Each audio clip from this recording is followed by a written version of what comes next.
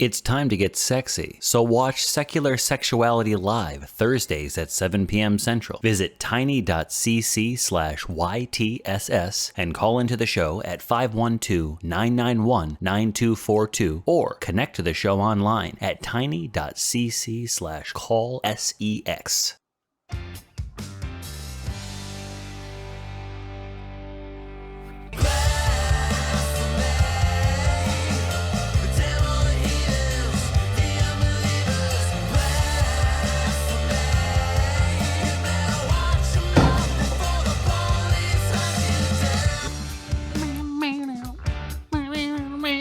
That song's a bop. I love that song. It is like the most punk rock version since that. Do you remember that like Van Halen-esque Talk Heathen intro they used to have? Yeah, that was awesome. good. Yeah, that one was so good too. But that one just makes me feel like I'm riding a flaming bus down to hell, man. That's great. Oh yeah. Wrong band, but yeah, okay. We are 10 seconds into the show and we're off the rails. Welcome back to another episode of The Nonprofits, the ACA show where we discuss news and topics of the day from a skeptical humanist perspective. Now, folks, if you are just joining us from Talk Heathen, please feel free, spam the chat with your top reasons why Nate should never, ever be allowed on another Sunday show. And at some point, I promise I will read your salty critiques. Probably. All right. My name is Nate Smith. Joining me today are the Athos, Porthos, and Aramis to my D'Artagnan. First up, my co-host today, whose devastating diatribe delivery is definitely deleterious to deities, Mr. Secular Rarity. How are you? I'm great, man. I am just so freaking excited. I got to give a shout out to the incredible producer for putting such a sexy group of people up here to talk today to all of our wonderful audience. So, And me. I mean, well, we killed it. We killed it. 10 out of 10s across the board, y'all. Hell yeah. I feel like out of us three, like we're definitely in like maybe top 3 contention for best hairstyles. Yeah, easily. I mean, easily. I think we did a poll. Did we take a poll on that? I'll get the numbers by the end of the show. Okay. And audience, if you want to comment on which of us has the best hair, I mean, clearly it's me, but you know, if I was to be edged out, it would definitely be Mr. Puck edging me out for consideration of top 3 male nonprofits hairstyles. Puck, how you doing today? It's so great to be back on Nonprofits. I kind of forgot how like boxed in this is. I'm used to like having 2 up or 3 up, so now I have to confine all my emotional, physical response to like this, and I'll get over it. We're good. It's great to be here, and Nate, I couldn't be happier being on your very first episode as a conductor. I know, this is great, and I think this is like our second show together. I think we did a SecX episode Thursdays at 7:00 Central. I think we did a SecX episode a little while ago. There you go. And hopefully there are many more yet to come. I love working with you. So. Yes, it's always a good time, and I feel like between the 4 of us, this episode is going to be more lit than a doobie at a Snoop Dogg after party. But finally, we have our final panelist demonstrating once again that anime characters are almost always adorable. Mateo, welcome back. How are you? What do you mean almost always? Always, sir. Also, my hair is way better than yours. Come on, look at this beautiful hair. I love it. Yeah, but mine's real. What do you mean? Look, are we starting with the cartoon discrimination already, Nate? Come on, we talked about this. Guys, we'll just have to leave this to the audience. They know what to do. Comment below. Tell us who has the best. We all know I've already won, but go ahead and let the other 3 know about their, loser We will trophies. be reading you people, and remember, cartoons have rights too. If you don't vote me, you are discriminating me. Ooh. Okay, we will run this like a democracy, and in true form, we'll do, you know what? We're not going to do a first past the post. We're going to do a ranked choice. So if y'all want to get your ranked choice votes in, we will tally them, and we will give the producers of the show even more work because they don't have enough already. And then perhaps we can announce the winner of the best male hair nonprofits panelist on a subsequent episode at this point. At some point. This show This show is a product of the atheist community of Austin. It is a 501c3 nonprofit organization dedicated to the separation of religion and government and to promoting positive atheism. On the board today, our subjects got some spicy topics for you. We've got some state-sponsored homophobia. We're going to resurrect an old topic, which is that of people coming back from the dead, which I don't think has happened since first century Palestine, allegedly. No. Speaking of Palestine, we're going to be talking about some depressing shenanigans that are going on with Israel and the dysfunctional state that is Israel. And finally, we're going to lighten it up with a little parasitic COVID coup d'etat. And as with all of our shows, links to our topics, links to the news we're going to talk about, available in the description below. So please do, if you want, feel free, pause the video, read the material, or read it afterwards if you find yourself sufficiently titillated. Don't take our word for it. Read it for yourself. Make up your own mind. That is what this show is all about. But make sure you come back to hear our discussion. So, segment the first, I believe that Puck is going to take us in. Puck, what do you got for us? I do, and you know me. Whenever I come on here, I don't want to just pick on something to shake a fist at or to poop on, but I want something that it's something that feels like a reasonable step in the right direction. But on this one, I do have to scratch my head a little bit. So here we have an article. The article headline is Archbishop of Canterbury criticizes Ghana anti-LGBT bill. And just reading very quickly from the article, the bill supported by the Anglican Church of Ghana, despite a previous agreement by Anglican churches not to support discrimination legislation. Rights groups say that the bill is the worst homophobic document ever. All right. So the bill is looking to increase jail time to up to a decade and to force conversion therapy. And it's also making some things like cross-dressing and public displays of same-sex affection punishable by fines or detention. This is really bad. And so now we have the Archbishop of Canterbury who's saying, hey, not good. Not good. You gotta do something. It's always interesting to me when a religious leader speaks up against something like this. On one hand, I want to say, yeah, thank you, congratulations. And on the other hand, I'm also like, wait a second. Is it too little too late? Does it make up for all the other times? I don't know. I'm on the fence, and that's why I like bringing articles like this up to consideration. Not only too little too late. For me, they are responsible for this. I would like to quote Darrell Ray and his book, The God Virus, when he talks about how religion creates a problem and then it gives you the solution to this problem, because all this idea of punishing gay sex is it was brought by the West to the African nations. I had to search a little bit about how things were before Christianity, and you know what? In the Yoruba language from where is Yoruba? I think it's Nigeria. In Nigeria, there is a term called Yandanduru, which is a term that describes effeminate men who are considered to be wives to men.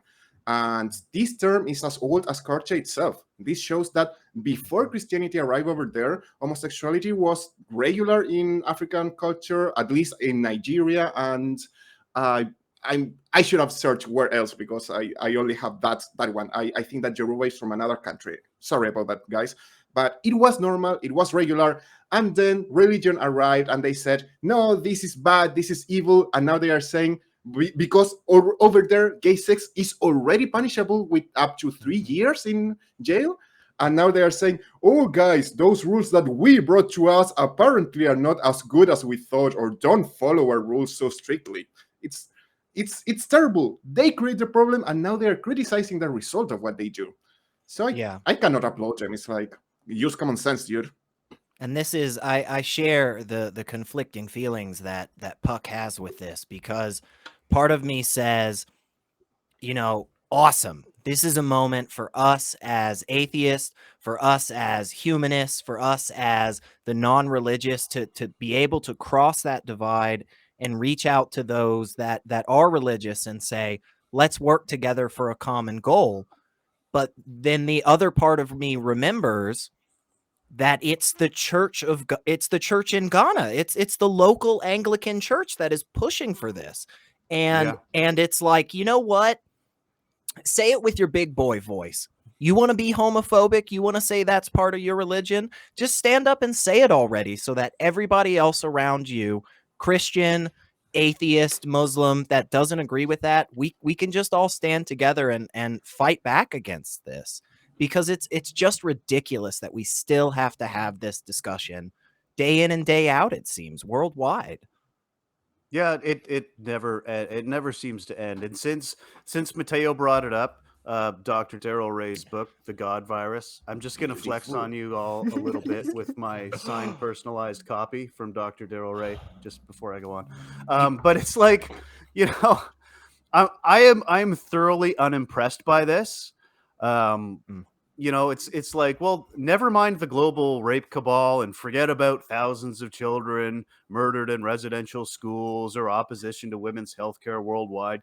Here's one guy named Justin who's decided to join the late 20th century. Please clap for us. It's like no one cares, Mr. Arch Fish Face of Crapulary. Like way to go. Like you've finally been dragged into the modern era. He says he's gravely concerned, but I think he's about as gravely concerned as Catholics are deeply sorry. I'm not buying it. I think he's gravely concerned about the number of people in the pews.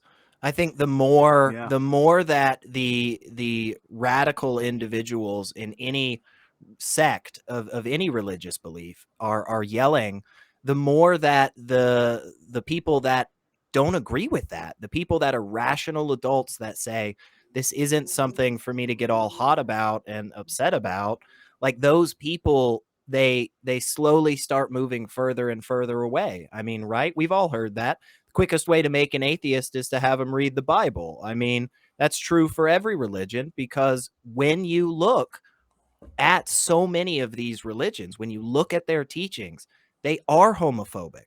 They are against trans people. And it's great that more and more people like the Archbishop of Canterbury are saying, hey, that doesn't describe me. That's not how I practice my faith. My God doesn't care about. That's awesome.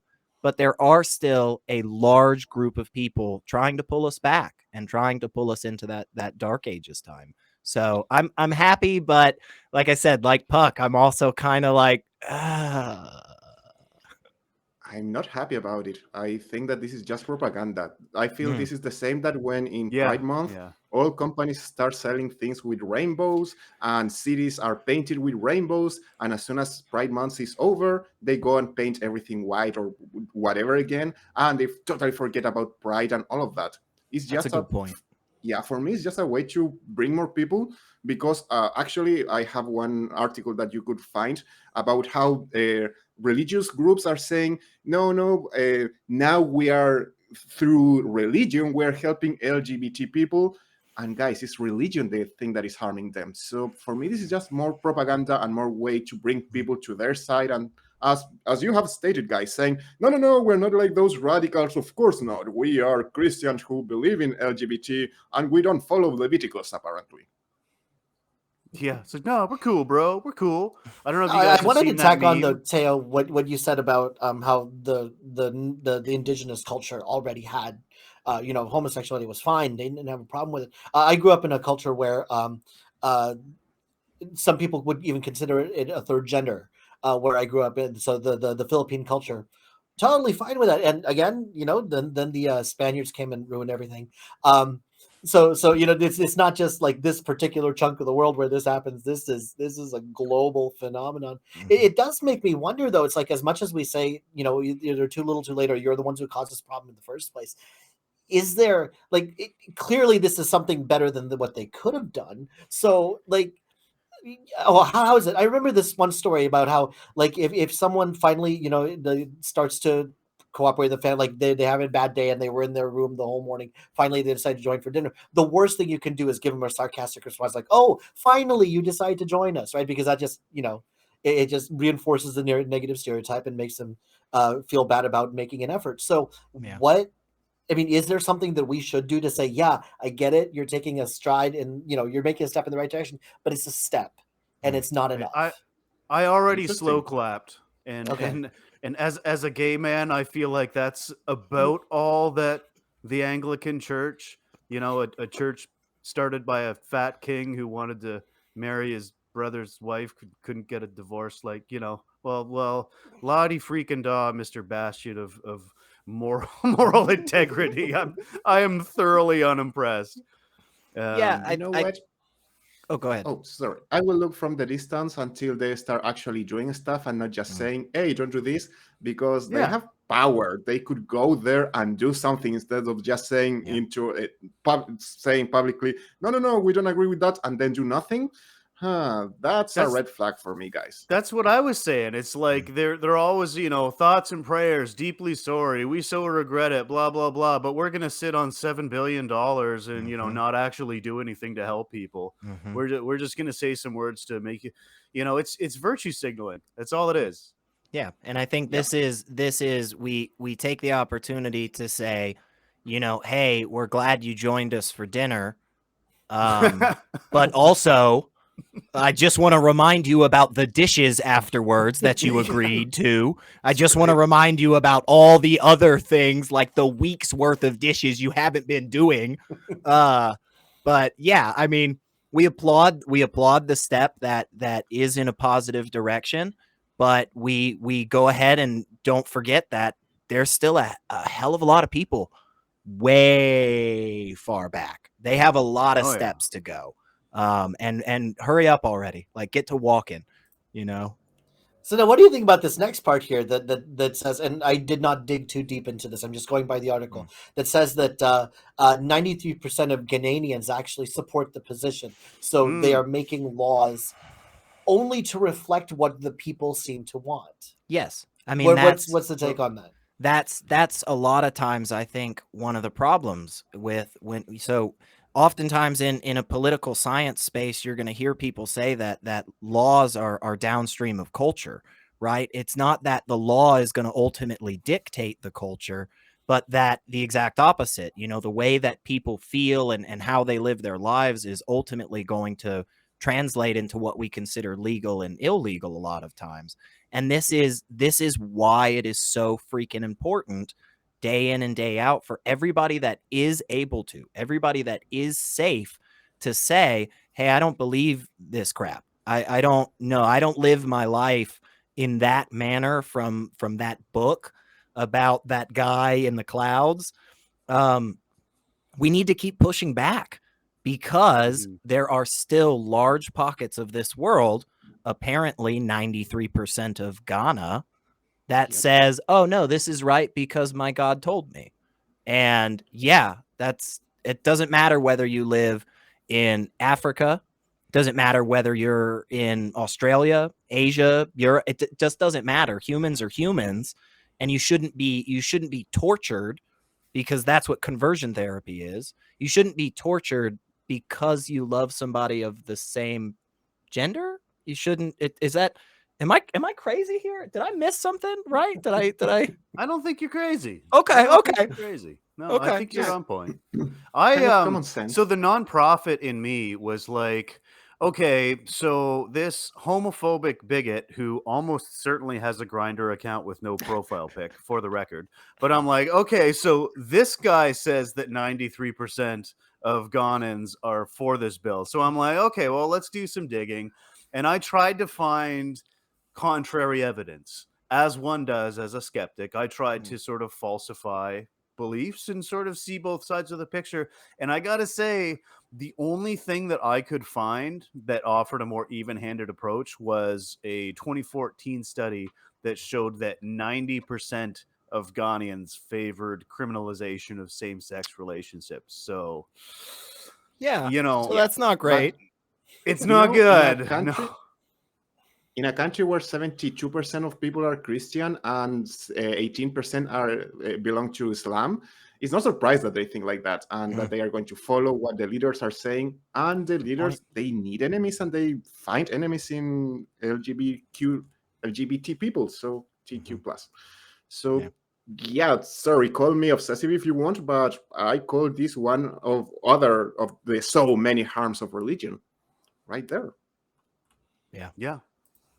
My Absolutely. side interest to this though is that whenever like we point out that a leader might be speaking in opposition to what their congregation says, and not too long ago there was a very big split in the Methodist Church where the church now has decided, okay, well, we want to be able to conduct gay marriages and do anything they want to. We'll do that here. There's a good chunk of that congregation who's not very happy with that. Right. And so far there's not been any major split, but the stuff like this is always on my radar because this is how new denominations form. This is how splinter groups form. And there is a small tendency, at least in the beginning of the splintering of a new group, for them to like slide to the slightly extreme end of a belief. Just for a little while, just to really cement in the fact that they're different from the main group, right? So that's that. My antenna is up, and of course, we're not going to know for about another year or two. But it's stuff like this that starts to make a divide. Oh, and that makes radicalized groups even more radicalized and more dangerous, sadly. Yeah, absolutely. So, final thoughts: Are we impressed by Archbishop Justin of Fiddle Faddle or whatever his made up title is? I keep feeling it's just propaganda, so I'm not going to believe it for now until I see some action. Yeah. I think that's a great stance, honestly, to take. It's like, appreciate it, bro, but also, we'll see. I want to be. I'm like the most Pollyanna of all the people who's ever had a seat on the nonprofits. I want to take every step in the right direction and just magnify it and say thank you. Yes, it might seem like too little too late. And there are some people who are definitely going to say that. And for a lot of people, we can all clearly agree, this is enough. If they stopped here, this isn't enough, right? Yeah. But to go out and say, yeah, we support you. And you know what? In this fight right now, we're fighting together. I will hold your hand to fight this fight with you. Okay, after we're done with this particular ballot measure, okay, I'm going to let go of your hand. We're going to talk about all the crazy stuff that you did in the past and are still doing to make problems like this continue. But for right now, I will fight with you against this bill, and I'm happy to fight with you. And that's what I put in the notes is that, sometimes we in the atheist community will take anybody who identifies as a theist and automatically assume they're the bad guy. That's not true. There are a lot of theists who, like, if the mission of the ACA is to support the separation of religion and government, there's plenty of theists who are all for that also, and I will absolutely work with them toward those goals. Yep. Yeah, So we'll work with you. Thank you. And then immediately after the vote, we're going to drop hands and we're going to talk about some other really problematic things that are still going on.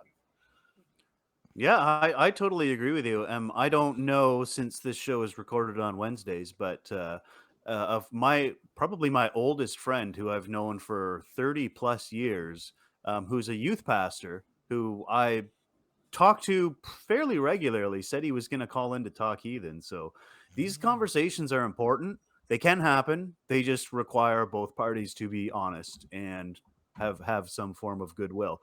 I'm just skeptical of the amount of goodwill that the Anglican Church has. Excuse me. Mateo, final thoughts? No, I'm with you with that. And yeah, Spock said, I do remember when the ACA was working with certain churches in order to work in the separation of church and state. So yeah, Spock is right in that. I'm just still a little bit skeptical and looking from far away just to see if they do something or not. Sure. Well, I think this will be an interesting topic to watch develop. I don't know if we're going to see any major change in Ghanaian culture, but I mean, if it's a microcosm of a change in the sort of Anglican zeitgeist, I'm for it. I'm skeptical, but I'm for it. Yeah, it's something. They threw me a freaking bone here, and I am grateful. Yeah, the version Anyways, is something to keep our eyes on, right? Knowing that yes. there's still a lot of Anglican influence there. Let's put a pin on this and say nothing's settled yet. We'll see what happens in the next few months and coming years. Hopefully, Yes. they'll still let me do non-profits episodes then. So we'll see. Putting a pin in it and moving on. Before we go to our next article, I just want to say that because of the dedicated viewership and loyalty of our faithless nonprofits, we are almost at 10,000 subscribers. I think we're at like 9.76 as of recording. Thank you to our veteran subscribers. Welcome to our new subscribers. This is going to be a huge milestone. It's going to be huge. 9.78, I'm told. It's going to be huge when we hit 10K because we can start doing fundraisers. So if you are watching us now, if you haven't subscribed yet, just go ahead and click that little button there, a little subscribe button, a little red one down there. Share it with your friends, share it with your coworkers. Hell, share it in your Bible study group. I don't care. Just get it out there. Anyone and everyone, get the word out there. We can get our fundraiser started.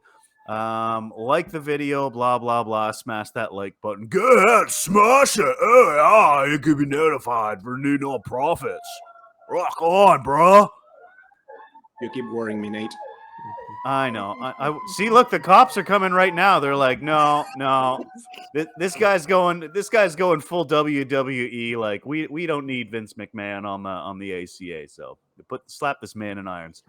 Anyway, and also, as you are aware, probably the ACA does have other shows. We have a YouTube channel that is a collaboration. It is a collection of all the different content that we provide in podcast form. Subscribe at tiny.cc/AEN podcasts.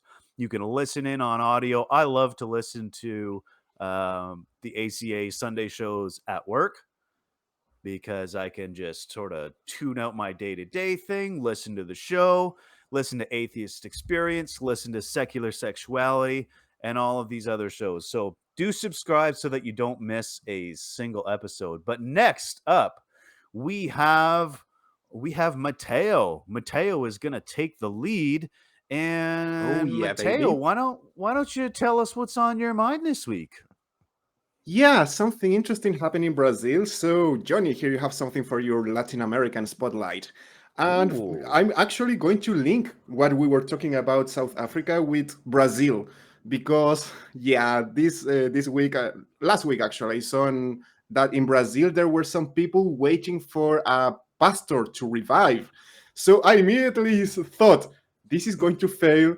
I predict that this guy is not going to resurrect. And guess what? I'm a prophet now because he didn't resurrect.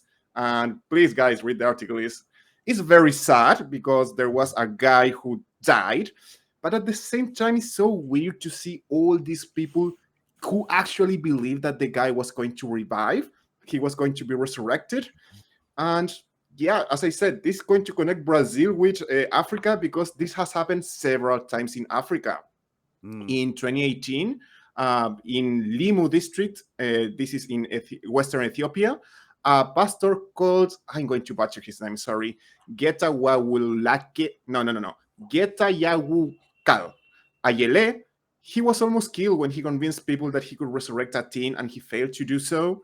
In 2019, a pastor called Alpuluka revived a guy in Zimbabwe, and the guy died a couple of days later. So they asked him to revive him again, and he had to admit that he had staggered the first resurrection.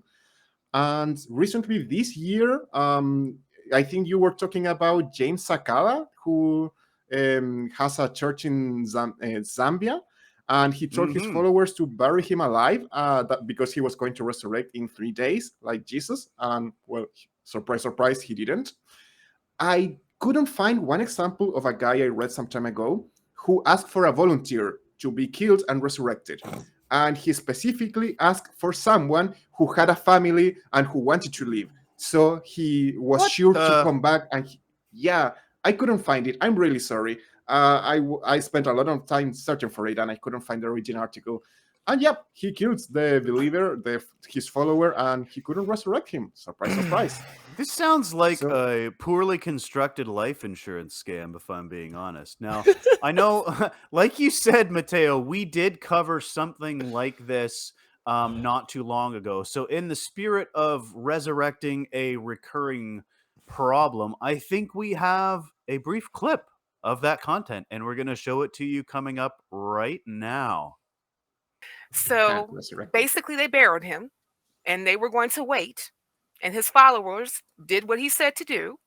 And then the article then says the faithful followers and congregation had no option than to scout for shovels, allowed him to lay flat in his ditch, and with him and dance, shovel upon another covered him in, and another covered him in soil. As the priests lay below the pile of soil, the choir sang their melodious music and danced in expectation of a manifestation of the divine deliverance from God. Can anyone guess what happened after that? He rose. He rose, right? Did I spoil it? Do you live? He alive? Well, all spiritual exercises and efforts made to resurrect him proved futile as the disturbed followers dug up the grave, and to their surprise or surprise, with his white gown soiled in mucus, blood, and he seemed to have struggled badly. Yes, James Sakala, Zambian priest and part-time witch doctor, Mm. taught. Well, I mean, obvious. It's funny and it's not, because obviously a person lost their life performing an act that has no empirical evidence of ever really, being doable. So that is unfortunate. That's Yeah. embarrassing. I'm wearing the same shirt that Richard is wearing. That's... Yeah, And secular. if you can see the disappointment and the lack of impressedness on my face in that video, I hope that emotion is also coming through your screen right now. I am deep. I'm not angry, you guys. I'm not. I'm just so disappointed. So disappointed. Guys, please. Anybody out there that's listening to this, anybody out there that has a friend that is thinking about trying to resurrect themselves or somebody else, don't do it. Just don't. Just don't even attempt it. Like, it's ridiculous. It's not gonna happen. Please stop trying. Please stop trying. I don't want to be back here for a third time on the nonprofits and them going, so some other guy buried himself. Please give us more things to talk about, people. It's gonna be an Yeah. Inception thing, and they're gonna have that bottom third, and then the bottom third, the bottom third on top of that. Pretty soon, like there's only gonna be like this much of our heads showing at the top. Oh god. You know, and I apologize for laughing, but at the same time, it like, yeah, it hits us. People are getting hurt doing this. People are dying doing this, but there is some sort of incredulity on our part that people actually think it's going to happen. And I have to wonder, like, I'm not in these people's minds, obviously. I don't know if they genuinely believe that something is going to happen and something is going to intervene on their behalf so that they live through this. And they are doing incredibly stupid, dangerous things. And then, as you pointed out, trying to get others to agree to do stupid, dangerous, deadly things. That is just, it's despicable. I don't understand how this continues to be allowed to happen. Well, this one is a little bit different than the last one that we just showed the recap of, because this guy actually had a disease. I think it was a respiratory disease that, you know, he kind of knew it was coming, so he knew he was gonna pass away, and so he made plans for this resurrection, and literally, like, he had himself put on ice for the weekend. He had his body frozen for the weekend. In the article, it says, you know, I don't want my body to decompose over the weekend, so because obviously when Jesus magically resurrects me, there's no way that he can reverse cellular decomposition. That's ridiculous. Yeah, Breathe that's life too into an far. inanimate corpse? Yeah, absolutely. But if I've been allowed to decompose for days, nothing can solve that. Outrageous. So I'm just like, dude, not only are you underestimating the power of your invisible sky wizard, but also you're cheating. You're cheating. Lazarus was not put on ice, sir. Mm-hmm. Not Neither fair. was Jesus. And I'd be remiss if I didn't remind that it's not just resurrection attempts that they do this. There are a lot of people who say that they will not be harmed if because of their faith through various practices. I'm sure that to most of us, Jesus take the wheel is just a saying, but every now and then somebody actually puts it to practice, and it never goes the way they think it's going to go. I guess like scale up, like start small. Start with like, can you heal my earlobe piercing, and then like move on from there. Do you have to jump to death? Like I don't understand. Like don't you like test this first, or do you just have to? I don't want to use the term leap of faith. Thou shalt not test the Lord thy God, Puck. Okay, all right. God, read the book, man. It's been a while. Well, it's like when you get in a long discussion, and somebody says, well, faith is just trust. And you say like, well, would you use faith to like walk across a freeway blindfolded? And it's really just like a rhetorical device, because if I'm speaking to an adult and they go, oh yeah, totally, and like pull out a blindfold and just start, I'm gonna stop them. I'm gonna be like, no, you can't do that. That's bad. That's bad. Just go back home and pray. You'll be fine. Don't test it. No. But why people? I brought some of the Darwin Awards, those books, and guys, it's full of examples of people testing their faith. And as I was saying, this is full of layers. First, you have this one person who, well, in this example, this one pastor who actually believes that he's going to be resurrected. And he only uses the science to, don't let my body decompose. It's like, come on. And in second place, you have all the people who actually believe that he's going to revive. And in the previous case, you have a guy who decided to get killed. He actually killed himself because he thought he was going to revive. And my question is, all those followers, what happened with them? Are they atheists now, and are they more logically thinking, the pastor who we believe was going to resurrect didn't resurrect? Or did they find an excuse and, I don't know, the devil tricked us and now, or the devil stopped him from reviving? I don't know what's going on through their heads. No, they're still Christian because Joel Osteen came down to Brazil and said that they didn't give enough money to his church, and so that's why he didn't qualify for resurrection. I'm pretty sure. What do you guys think? You can make parallels between this and people who make doomsday claims, like the world is going to end on this date, and then the next day happens, and they're like, well, what? And then there's always some sort of apologetic. But yeah, you're right. It doesn't seem like they ever really lose an audience, does it? Oh, yeah, that reminds me of Jehovah's Witnesses. Yeah, the war is going to end in 1914. Oh, no, but that was the beginning because now the devil is working among us. No, whatever. It's like, that's not the end. That's the beginning of the end. That's the beginning. It was a spiritual apocalypse. You felt it inside you. You didn't see it outside. It happened. Yeah, and the next one is no. That was the end of the beginning. That's what that date was. The end of. It starts with women's suffrage and it ends with marriage equality. That's what happens. that's her period of tribulation. Guys, you don't get it. The war actually ended, but it was restarted and began immediately again. That's why you didn't realize it. Come on, it's so obvious. They just turned it off and turned it back on real fast. They just unplugged it, plugged it back in. Yeah, right? They're just restarting the browser. We're just restart the modem, man. They lost connection to God. And Must be what it is. No, but wasn't there something nonprofits talked about a couple of weeks ago about like actually putting claims like to some sort of like, what was it, litigating false claims by prophets, right? Mm-hmm. And you think, like, I am glad that there are people who are sharing these stories and putting them in news to show, hey, you know what, there are people who believe this.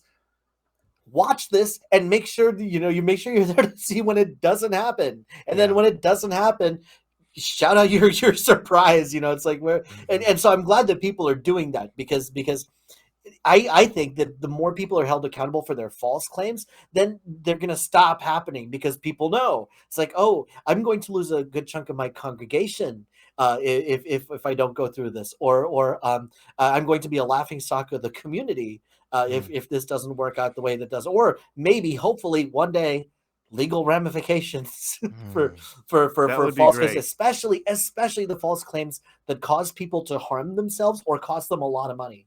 Because there's, we laugh and we joke about this, but a lot of people will pay a lot, life savings in some cases because they actually think that something's going to happen here. There is a big danger in that. And there are people who know that this isn't working, but are willing to take that money anyway. Yep. Oh yeah, that's pretty sad. A great religion. final thought. I would just like to leave you with how absolutely indifferent I am. So, and now for something completely Thank you, indifferent. Nate. That was inspiring. And Nate, who is unimpressed by the latest resurrection claim. What do you guys want to wrap up with before we move on?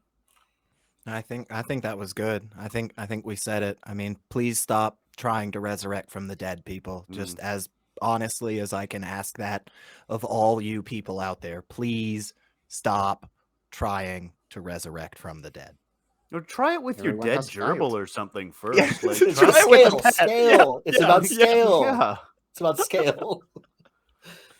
Anyways, okay, we're gonna move on. We are going to take a quick break from our conversation because the atheist community of Austin is the purveyor of much other content, many fine shows, all the best shows, and all the big words. So if you didn't tune in to the other ACA shows last week, I'm gonna give you a sneak peek at what you missed. So the new thing is jump humping, which is a soak, but you get your friend to jump on the bed while you're doing it so that they're the ones doing the motion. So as not to offend God. Whether you think chocolate tastes good because you like the taste of chocolate, or chocolate tastes good because the chocolate man is the creator of the universe. And said you have to like chocolate because it's the best. I hear it's a really tiny holiday anyways, but Well, it's colder, so there's bound to be some shrinkage. If he's given us something interesting to grab onto with our little teeths, let's see where it takes us. Okay? That's true. And before anybody says anything about the little teeths, Johnny still has his baby teeth, and we're not going to shame him for that. I don't want to beat up on anybody unnecessarily, especially if their view of it is, well, it's atheism with some extra steps. Okay. Everything is atheism with some extra steps. Put the spirit can on. Thank you for that. Okay, we're gonna put our hands on here. Was that? Oh, there's the hand. Sorry, it takes a little bit to get over there. Come on, I gotta put my hand on here. There we go. Okay.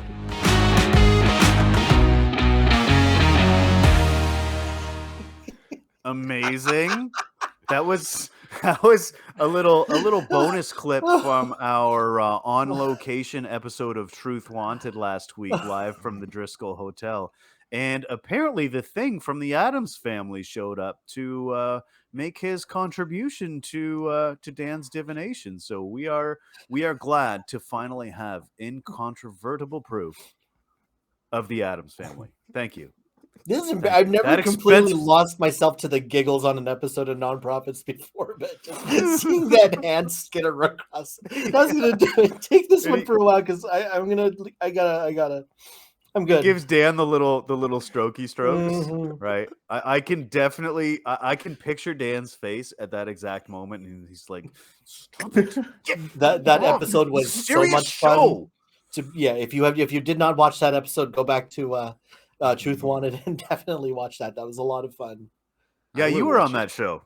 I was on there, and this was the first trailer where we actually got to see all three of the recurrent hosts of Truth Wanted. So definitely go there and check us out.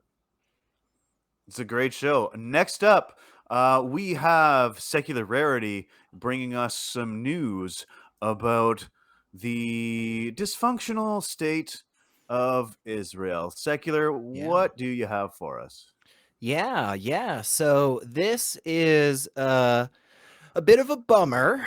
We're going to bring everybody down a little bit, so just kind of bear with us as we go through this. If you haven't been paying attention to Israeli politics for a while now, first off, what are you doing? I mean, what are you doing with your time? But second off, they have definitely had a contentious couple of elections. Couple of 70 years, yeah.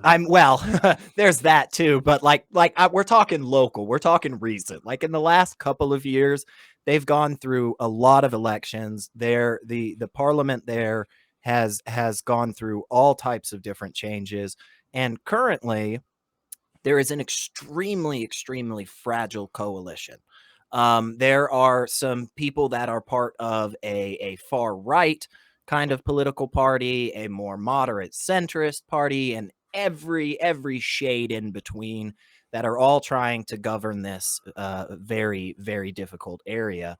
And unfortunately, they have decided that they will be taking another step into breaking international law, and they will be constructing 3,000 new settlements in the West Bank area.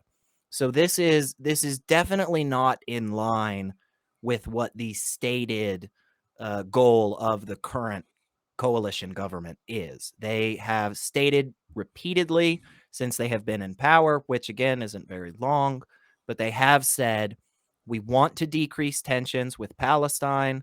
We want to bring down tensions. We want to be peaceful. We want to be better. And this is absolutely not that.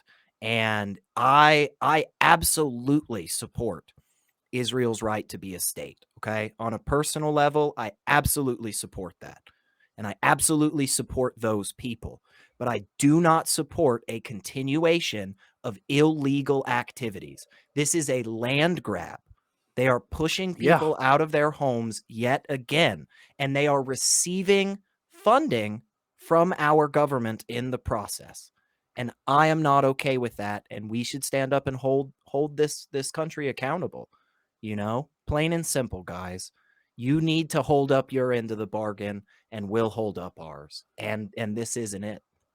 So No, it really isn't. Like, Israel is a rogue state, and what they're doing is they are operating a 21st century system of apartheid that's being sanctioned by Western governments. Like, we are culpable in the killings of thousands of displaced people. If that makes you uncomfortable, it really should.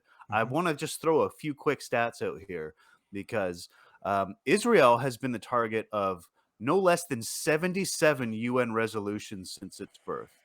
And the Israeli state likes to blame Hamas for their violent behaviors, but 17 of those were before Hamas even existed. So these people are the symptom of the problem. They are not the disease. The U.S. is currently giving Israel, like you said, Secular, they're giving Israel over $10 million a day. And if I could offer you a quick snapshot of where this money's going, over 2,300 Palestinian children have been killed since 2000. 137 Israelis. This information is a few months old, but 10,000 plus Palestinians have been killed versus 1,300 Israelis. 164,000 Palestinians have been injured in this conflict since 2000 versus 12,000 Israeli.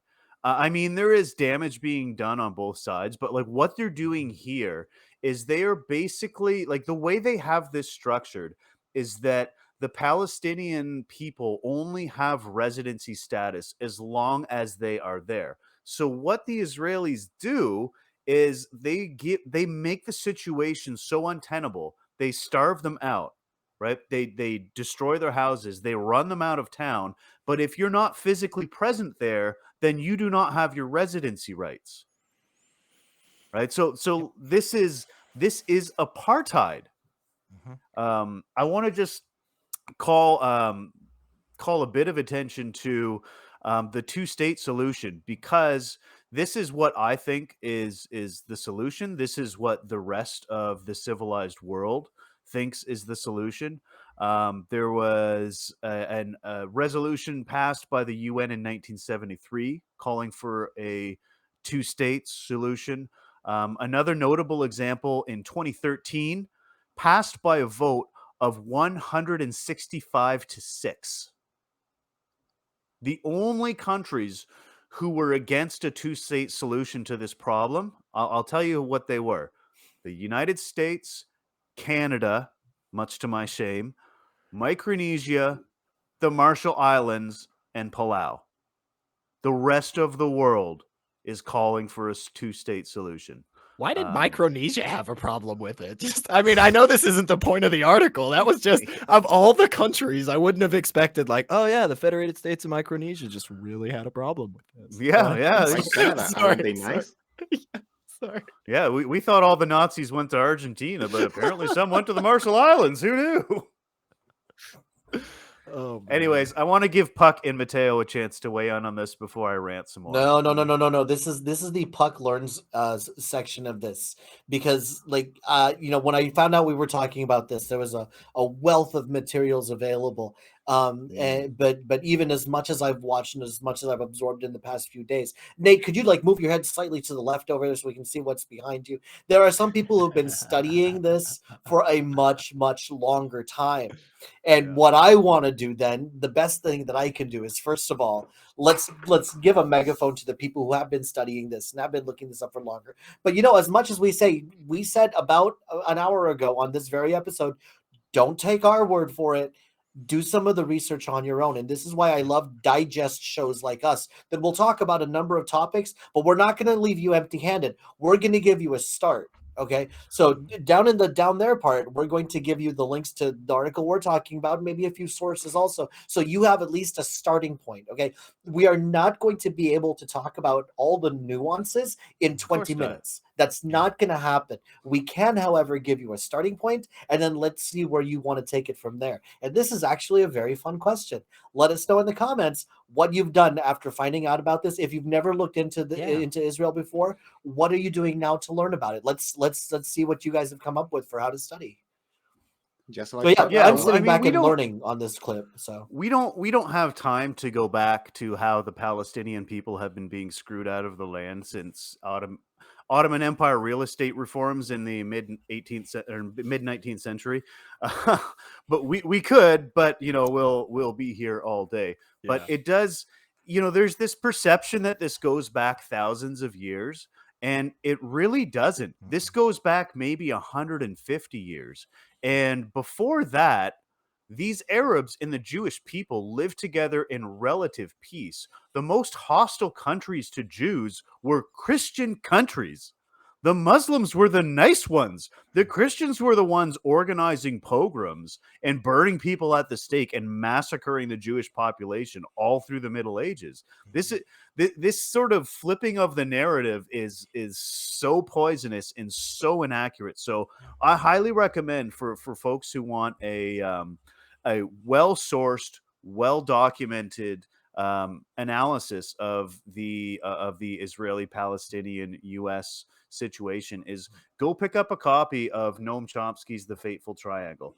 Whether or not you agree with his analysis, half this book is footnotes, references. Absolutely. It is so well sourced. I bought this book when I was 15, 16 because I really wanted to know what was at the bottom of this whole divide, and I have to say to put it lightly, and I don't always agree with everything that Chomsky says, but man, his analysis, his sourcing, and the thing is he's giving you facts. He's giving you things that actually happened, and then he's giving you sources as to where he got that. You don't have to agree with his analysis. You can make up your mind for yourself. But a great book, hard read, but great book. And I feel like Mateo hasn't been able to get a word in edgewise. So, Mateo, what do you have to say about this? Yeah, thanks for interrupting me. I was so inspired, and you start now. Just joking. I know. I'm the worst, man. I'm the worst host ever. They're never gonna have me back. Nah, what do you have to say? You're the best host ever, dude.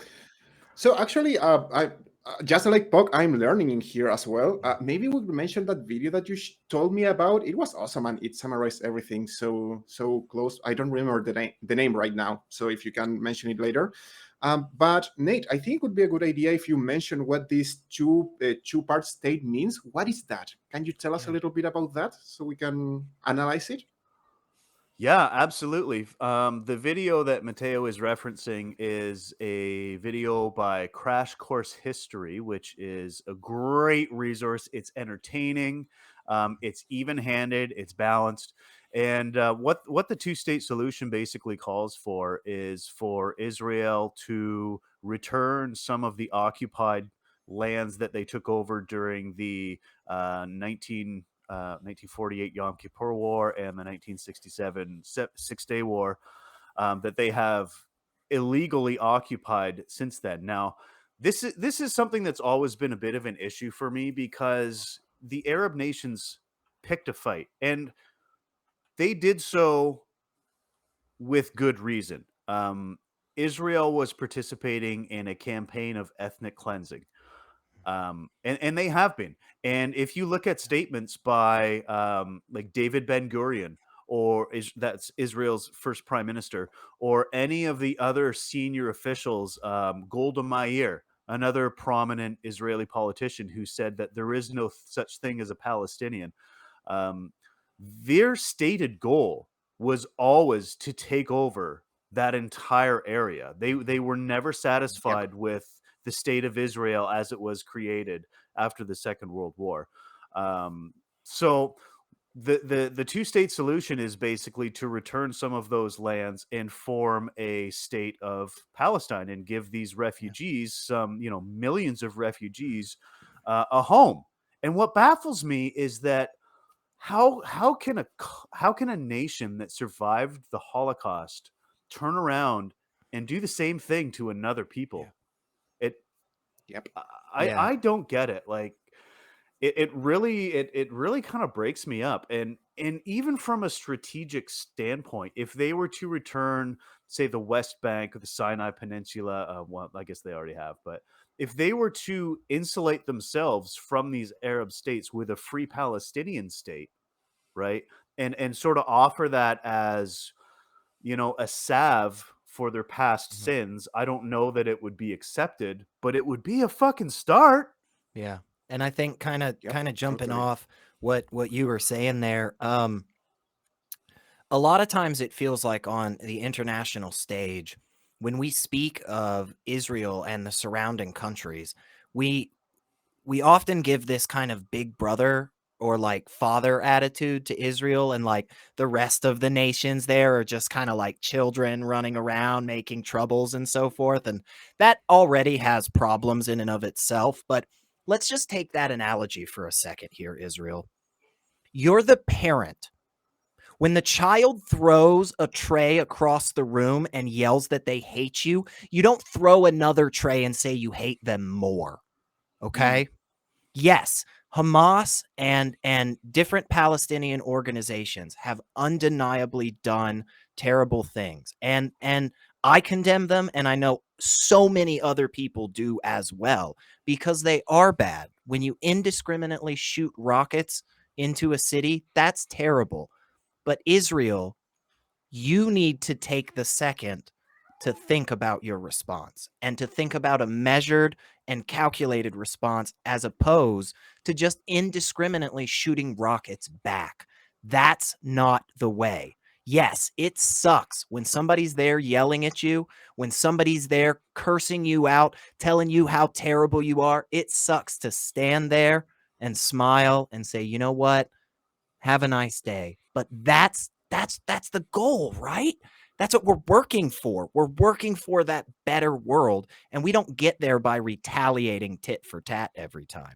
And also just one other thing, and then I'll end my rant as well. I think Nate and I could probably do a whole freaking show of us just yelling about this. That's fine. We can get a chess game going if you want to. Yeah. We're fine. Y'all do something for a second, Nate, and I got this. But no, if you have been paying attention to Israeli politics and the Knesset and so forth, let me shout this out to you. if you thought Bibi was bad, if you didn't like Netanyahu, you were like, man, this guy's a little bit too conservative for me. The current prime minister, Naftali Bennett, was quoted just a handful of years ago on live television when he was asked, well, why does your party want these settlements? Like, isn't that illegal? Like, isn't that a bad thing? Shouldn't you not do that? His basic response was, we'll change the Bible and then we won't want the land anymore. It's our land. God gave it to us, and we'll kick people out if we have to. I'm glad we finally got to that part. Because my big question going into this is like, this is fascinating. It's definitely current events and impactful to the world. Where's the religion part of this? So I'm glad you finally brought that in. Because if you didn't, I was going to say, what does this have anything to do with the separation of church and religion? Here's your answer right here. The exact you want to know about that? Guys, go to YouTube and check the song God Gave This Land to Me. That summarizes everything that is happening right there, that has been happening for centuries. And it's not every single person. Of course not, guys. I mean, we know this. We say this all the time. It is not every single Zionist. It is not every single member of the Israeli parliament. But again, the current prime minister, as a part of this coalition, absolutely believes and has stated as such that it is his right and his people's right to do this apartheid state, like Nate said. That is what is occurring, and we need to stand up against that. I completely support Israel's right to exist. I completely support the people in that area to live their lives and be just as free and as happy as every other human in the world deserves. But you don't get to do that on the backs of putting other people down and pushing them further into the dirt, and worse, murdering them. You don't get that. You don't get that right. No. And the religious aspect of the Zionist agenda has been there since the very beginning, since Theodor Herzl's book, The Jewish State, which was he's kind of the whole genesis, if you will, of the Zionist movement. I see what you did there. You see what I did there? I see what you did. That was good. Yeah. That was good. And they have not been shy. Like, I could literally sit here for 20 minutes making xenophobic, racist quotes from heads of state or senior officials from the Israeli government. Guys, read The Fateful Triangle. They have not been shy. They have not hid what they plan to do. They literally don't give a shit. I mean, the Israelis, they bombed a U.S. ship during the 6-Day War because they thought the Americans were spying on them. They killed 32 Americans and wounded almost 200 more. That's the USS Liberty. Look it up if you're not familiar. But they literally give zero shits. They don't care what the UN does. They don't care about the resolutions that people pass. They are going to push forward with their agenda until we cut off their money. That might be the one thing that changes things. Yep. Do you remember when in Trump's days, religious people wanted the war to start so the war could end? And religion right there, guys. Yep. And my point about asking about we're gonna move on, but Mateo, I'm gonna give you your final your final. I know we need to move on because otherwise we're gonna be here all day.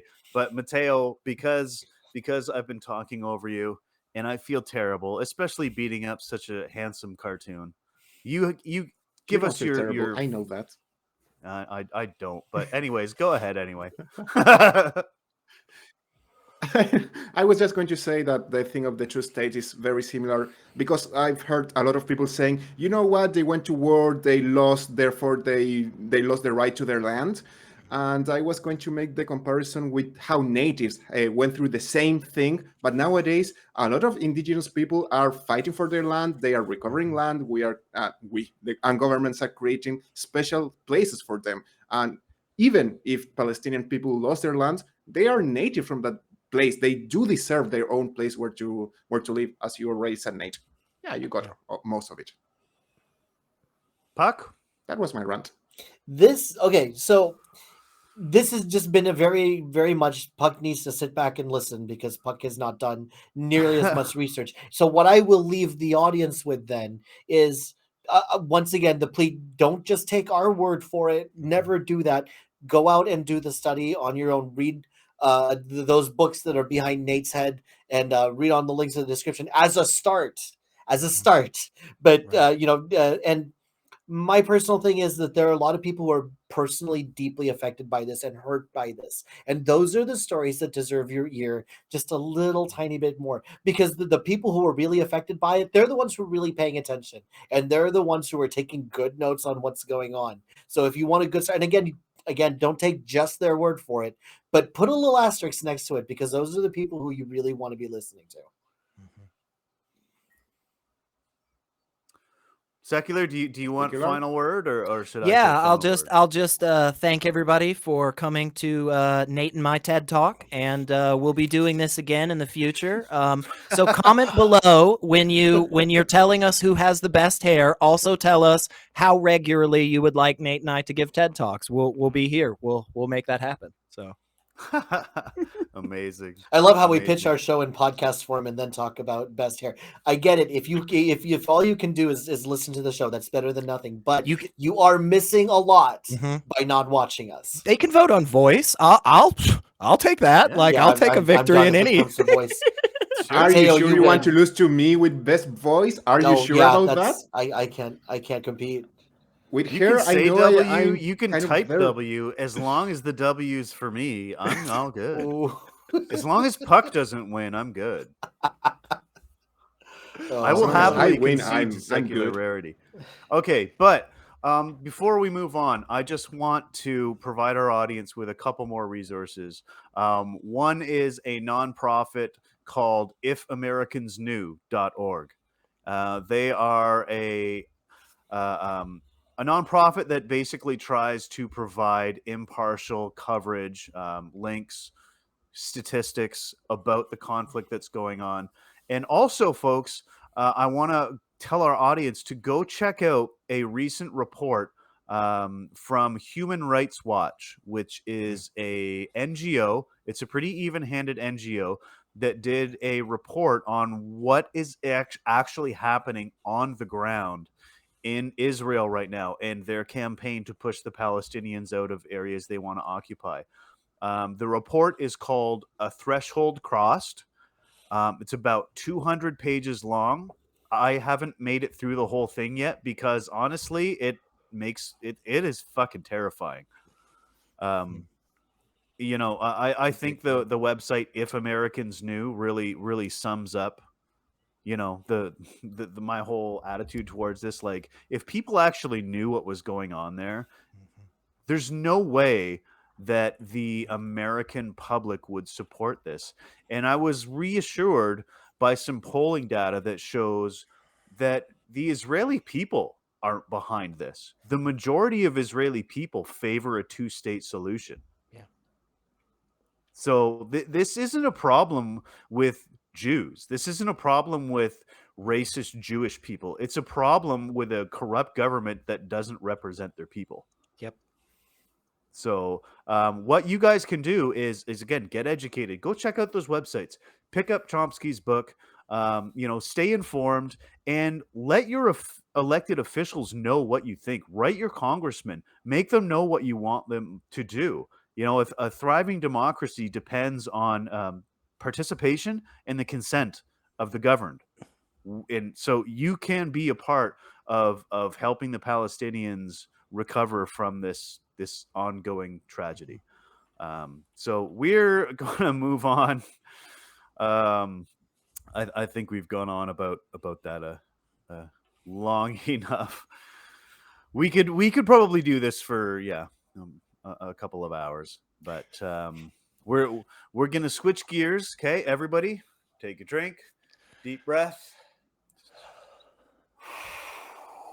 We are gonna move on to something, a little segment that we at the nonprofits like to call Shit Internet Apologists Say.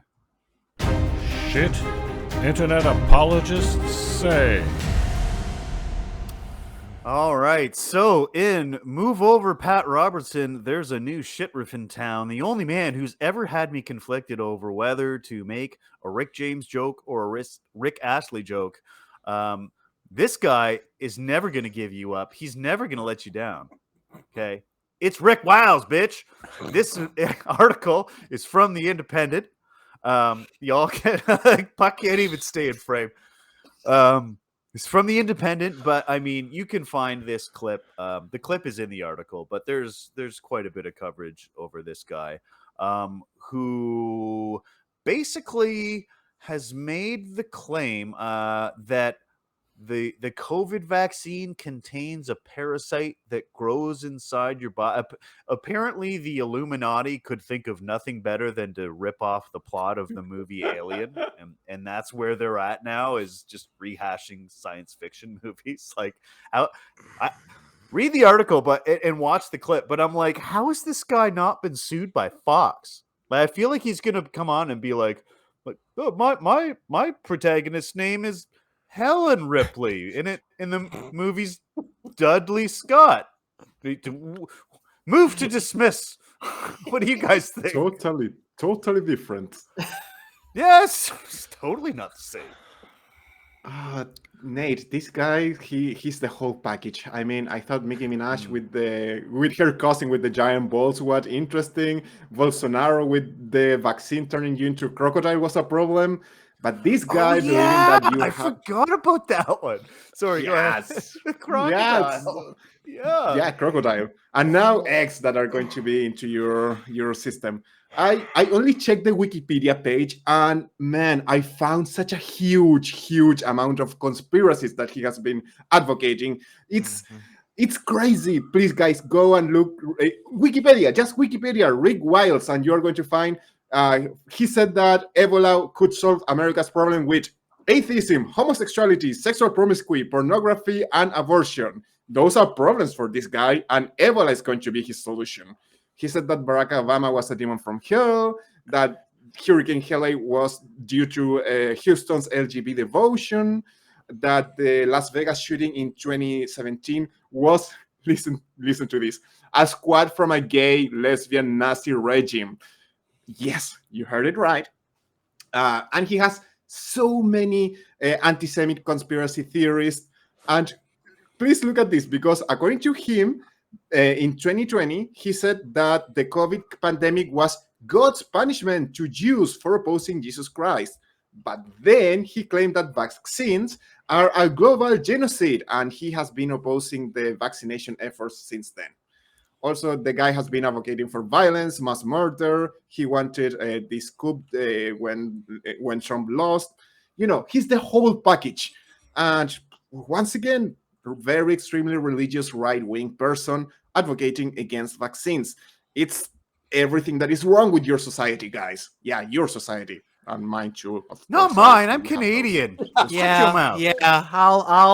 I'm American. So I'll just take this one. Yeah, you two in the middle can own that. Sorry. So I'll let you two. Sorry.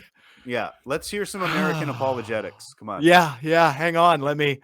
Okay, so I unlike again, we advocate for studying this on your own. This is more than just a clip. This was a very long video, and if you're like me, you will seek out this video and hopefully have the intestinal fortitude to muscle your way through this, because this speaks to their epistemology. Because they're good. He's quoting basically another channel, and on this channel they had an expert.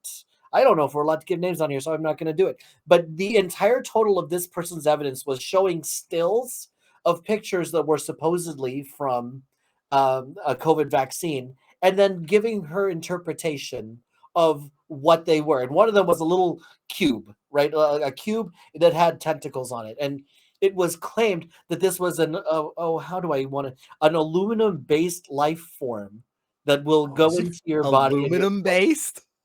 Is it the Borg? Obviously, like a Cthulhu spawn. Come on, what are you talking about? Yeah, and they also reference a Polish geologist, but I sadly do not know enough Polish to be able to adequately go over this. But this is where it ends. Now, we like having a nice little trail studies to follow, right? We like it when there's sources, we like it when there's documentation. That's just the kind of people we are. This has none of that. And it's very interesting to me that because, that this is all it takes for some people is you go up there with a person who says they're a doctor, who shows you a couple of pictures, does nothing else, and says, well, that is what this is. And then it gets believed. I went to the Colgate College of Freshness, and I say this here's the devil. Seems about right. That is how conspiracy works. Conspiracies have no sources. They just say stuff and, it's true because somebody said it. And I feel like at this point, they're trying really hard, don't you think? Like, it feels like it's like two dudes that are sitting together and they're like, dude, we gotta get our TV show picked up by Netflix. Like, what do we do? What do we add? Like, what do we put into it to make it just like so crazy, bro? Like, oh man, like let's like impregnate people with parasitic eggs. Like, oh dude, it's so cool. I really just feel like he's sitting there at a writer's table and he's like, all right, so we tried the chip, the microchip thing. That was silly. Yeah. That didn't work. We tried, the magnet. You guys remember that? We did that. That didn't work. What's the next best thing, Sure. Crocodiles? Did we do crocodile? We did crocodiles already. We did crocodiles already. Yeah. Peggy from HR says we did crocodiles. Yeah. Okay. We're gonna have to go with parasitic eggs being implanted into people. That's the only option left. Like, cut. Yep. Oh gosh. Good work today, folks. People look. Sometimes things are confusing. Sometimes those gray areas in life get really gray. But there's a hell of a lot of stuff out there that isn't at all like that. And it is worth pointing that out and just going, that's probably, this is probably medical research that has been well tested by super intelligent people. And it's not going to infect me with parasitic alien eggs or whatever the hell it is. So, but Secular, they are turning the frogs gay. Come on, what are you talking about? I forgot about that. No. My face is hurting from laughing so much this episode. Or maybe he's probably got vaccinated, and so the egg has already hatched, like in that Star Trek episode. Do you remember the Star Trek conspiracy with the little creepy like guys and they had their tails coming out of the back of their neck? So I'm Secular. I'm gonna have to get you to turn around and show me the back of your neck. Yeah, you see, folks? You see, he wouldn't show the back of his neck. He's one of them. It's just not, that's you're violating my HIPAA rights, You know what? I just remember it's something. It's like Invasion of the Body Snatchers. I'm going to be like, there is something that I really wanted to mention, and I wanted to quote this guy because in the article, if you read, there is a part where it says that he claimed that, quoting, vaccine would wipe out stupid people. Isn't it a wonder why he doesn't want to get vaccinated? He's half right. Followers. He's half right. He's gonna wipe us. He's deeply concerned on his own level of intelligence. He's like, wait a second, does this actually kill like dumb people? Like, are dumb people at risk? Am I at risk? Should I not take this? Like, should I? I can imagine him like, okay, you know what? I have to come with a next level theory. Guys, this is going to kill stupid people. And then he reads, oh no, this is going to kill stupid people. I have to stop people from taking it. Cousin Merle, this here article says if we take the vaccine, we's going to be impregnated with an alien virus. What y'all have to say? Let me ask Ma. Hey, Ma, what do you think about this latest study? People. It's not that I believe you're stupid and I'm afraid of you. I don't want to lose followers. It's the reptiles in your blood. You're parasites. Don't it's listen really to impressive we made Merle. it 70 minutes without going completely off the rails. That's good. That's we beat the over-under line. So that's Thank you, Rick Wiles. Yes. That was the catalyst. Him and his ridiculousness and just people. It doesn't. You don't have to be incredibly intelligent. You don't have to go spend the next 10 years of your life learning about biology or medicine. You really can just sit down and just listen to what like all of the medical community is saying about this shit already. I mean, it's just that simple. Like, I don't have any medical training whatsoever, and I am super duper comfortable with the idea that vaccines are not going to put parasitic eggs in my body, because those things just aren't even close to connected. Like, again, not an expert, and I know that. I am just confident that that is not how that shit works, guys. Yeah, following what Secular said, guys, I know that we look at after this conversation, you all believe that we're extremely smart people. Well, some of us are, but not all of us. Just saying, some of us are created different than others, right? But guys, you don't have to be geniuses to understand how vaccines work. Literally, there are government programs explaining it. Okay, maybe you don't believe in governments. You can Google it. You can Google how vaccines work, and yeah. Once again, you don't have to be a genius. They are not that complicated. Yeah. Hey, my mother always said, you can be pretty or you can be smart. And also that I was a very handsome boy. Wow, I am both. Thank you, Nate. Tell your mother I'm awesome. I'll pass that on for you, by the way. I'm so, again, I'm really not angry. I'm just really disappointed, and I can't. I'm surprised. Like, all the time I wake up and I think, man, I couldn't possibly be more bummed out with like the intelligence of like general humanity anymore. And then I go see this guy on a network. Like, people paid other people to do film work. Like, there are lights involved and cameras. There's a huge amount of people involved in getting that guy to say this crap. And he did. Oh, yeah. Just when you thought that the human race couldn't get any dumber, Rick Wiles burst through your living room wall like the Kool-Aid man going, I'm Rick Wiles, bitch! I just learned, don't say how stupid can you get. They seem to take it as that thing. It's a challenge. Yeah. Challenge. Really How can I forget the word challenge? The first rule of I know that's Dunning-Kruger smart. Club is that you do not know you're in Dunning-Kruger Club. Ooh, good point. Good point. Wait, am I done in that club? Am I? Nate, save me. No, I think you're safe. You're on the nonprofits and you have an open mind, so I think you're disqualified right there. Cool. Or you've already been infected by the parasitic egg thing, whatever, and we're all screwed. So I don't. Could be the parasite. Yeah. We have no way of knowing. There's no medical test that we could very easily do. There's no medical literature whatsoever. Oh, there is. I'm getting a note from the crew. There is literally shit tons. Just mountains and mountains and mountains and mountains. Please go look at it, people. This That's just it. is. That's all I The got. CDC is more reputable than the Colgate College of Freshness. Yeah. Go Now figure. hear this. Oh, people. Yeah. Also, I think that we can be sure that not that stupid people are not going to be killed by the vaccine, right? I know some people who are not very smart. I even got the vaccine, and look at me, I'm fine.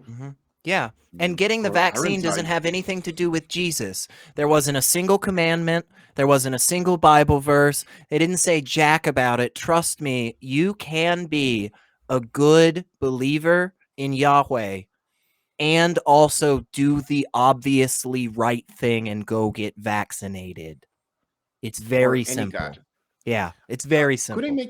Could I get All a right, I call? think- Yeah, we always talk about the stupid things that people believe about the vaccine, and the main reason why I think I hate people who are spreading lies about the vaccine is because people, when you don't get vaccinated, you are not hurting only yourself. Maybe you're going to survive, but you're going to kill hundreds of people if not everybody can get the vaccine. And you become a host for a virus. You help it mutate, and you help it change faster than it could because you decided that the vaccine was evil, and you are becoming the most evil type of person ever in this planet. And again, it's a we thing, not a me thing. Yep. And it's not hard to find this out, people. It does not take decades worth of study. Just do like 5 seconds worth of looking, please. And if you do believe this, please tune into our sister show on Friday nights, Truth Wanted, 7:00 Central, Absolutely. every Friday. And you can talk to one of our very fine experts in astute epistemology, and we will talk to you about your fun beliefs right here on the Atheist Experience Network. Plug. I think that's the perfect call. Puck. All right, so we do need to wrap this up. I will remind you that I installed a secret buzzer underneath both of your chairs before the beginning of the show. So if you go on too long in your final wrap up, I will use this. Don't make me use this. Secular Rarity, what do you have to say in conclusion? I had a really good time tonight. I hope I can come back. Thanks, everybody. Please go check all the notes. Puck, your turn. What do you have to say in conclusion? Anything we say here should be the start of your investigation, not the end of it. Don't take our word for it and advocate for your own understanding. Mateo, you have precisely 8 seconds, sir. Although it may take a while because you're so far away, so you might want to make it quick. Also, maybe I enjoy the pain, so who knows? No, I just loved working with you guys, and you are amazing. So thank you so much for this opportunity. Bye. Oh, Mateo didn't get shot. No, I let him go. Of course not. Okay. Look at it. Look at that handsome Putum. How could I shock? Look at this cute face. He's fighting hard for well, second cutie. place in the Also, category of hair. Everybody so- remember, if you don't vote for me for having the most beautiful hair ever, you are discriminating me for being a cartoon. So don't discriminate people. You know what to Now, do, people. Yeah. Y'all know what to do. Put in your votes. Okay. Can we get the vote for the most handsome so I can win, and the best voice so I can also win best voice? I want to win You everything. might win best voice, but you're not winning most handsome against Secular Rarity with a cartoon. Okay, there is absolutely zero chance that you are taking the gold medal against that. I'm sorry. Are you sure? Yeah. I will ride that high for the next month and a half. I just want you to know, Nate. So I will go to bed very. brother. You know the end scene of Breakfast Club, right, where he's just slowly walking away with the fist. I'll be doing that here in about a minute and a half, I think. So I'm glad I they could didn't brighten you? up your day. I think Puck's just sitting over there. He's kind of smug because he's like, you know what? I already know I have won. he's got. I don't know why we're having the competition between the four of us. The competition should really be: is there ever going to be another Nonprofits episode with this much eye candy and ear candy? That's a very good point. Mind It's a very candy. good point. We have Yeah. the trifecta here. That's right. Vote, people. Is this the best line ever, or is this the best line ever? So Come on. you decide, people. We're waiting for your This comments. was a pretty great lineup. I had a lot of fun on the show today, and I feel like we definitely had some good chemistry, had some good laughs. Everybody who's watching is, of course, going to like and subscribe to the channel right now before we wrap up. But, folks, if you haven't got enough nonprofits today, you can join our fan social media outlets. You can find the hosts, you can find the guests, you can find all us nonprofits in the atheist community of Discord, tiny.cc/ACD Discord, and also on Facebook. Is it still called Facebook, or have they switched it over yet? I don't know if you guys heard this, but they're switching over. It's now going to be Meta. Yeah, that's a which for is, another like, time, people. The most unnecessary change ever. But for the time being, you can go to tiny.cc/FBNP. That's Foxtrot Bravo November Papa. And you can talk to us there. If you'd like to support the show, you can do so by becoming a patron at tiny.cc/Patreon. NP. What's the phonetic was too much for you? I really appreciated it. I was really happy. Okay. Yeah. And folks, if you find yourself shopping on Amazon, support the ACA at smile.amazon.com. Select Atheist Community of Austin as your beneficiary. It doesn't cost you anything, and a tiny share of Jeff Bezos' massive moon wealth will go to help promote the separation of religion and government, and we'd really appreciate it. And again, we value your feedback. Tell us what you liked about this show. Tell us whose hair was the best, and tell us what you didn't like. Email us comment in the YouTubes. You can email us at nonprofits@atheist-community.Oscar Romeo Golf. And final thoughts for the episode. We got to do this again sometime. We got it. All right. Any final thoughts, guys? No. No. No final thoughts? Okay. All right. You are the best one ever, Nate. I want to thank you for your contribution and for your brevity in this closing segment. And folks, we will see you all next week.